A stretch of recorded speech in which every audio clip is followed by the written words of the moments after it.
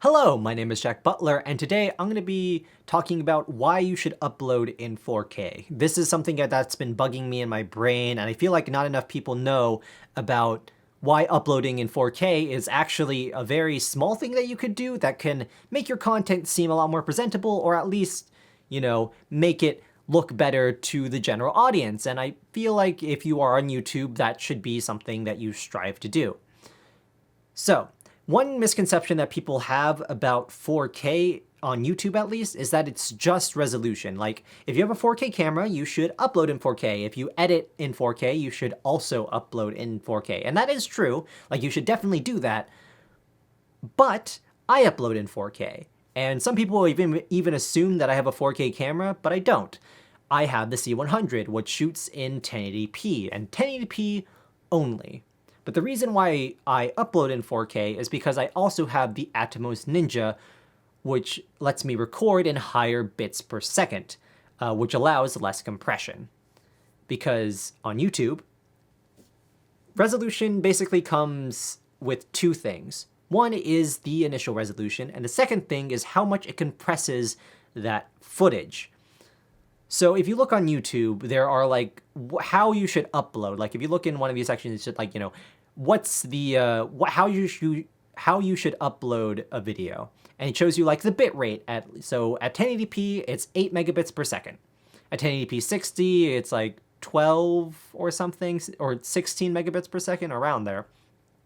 1440p increases that, and then 4K increases that even more. So basically what that means is that it's less compressed, which means that there's less artifacting, there's less blockiness, and it can even look slightly sharper. Not too much sharper, but just ever so slightly sharper.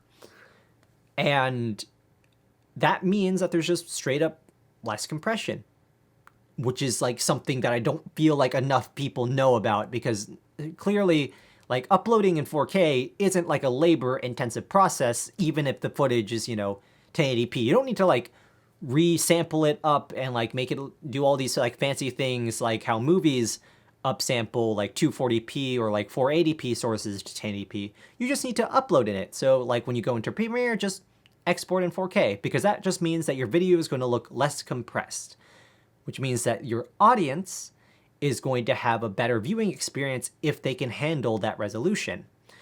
This especially applies to like people that use game capture cards, because it shoots in high megabits per second, but nobody uploads with that, and then it looks like crap, like a lot of streamers, but that's not really their fault.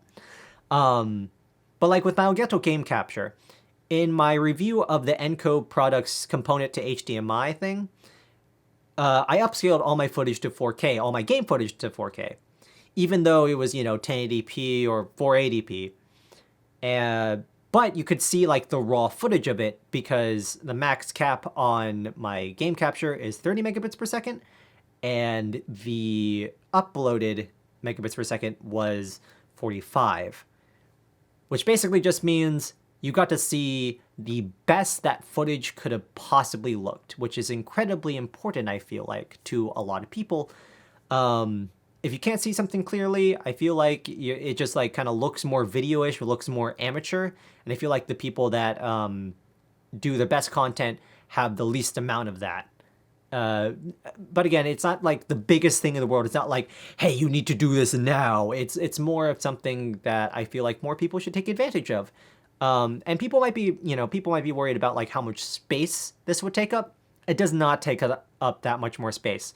Like most of my reviews end up being like a gig exported at the most, even though everything else is 1080p. So you definitely can handle it. You can, even if you have like a smaller hard drive, you can definitely handle those 4K files, export files. Yes, it's going to take longer, but I feel like in the end, most of that like small amount of effort is worth it, unless you're extremely impatient, like I can be sometimes. But that's basically it. That's all I wanted to say.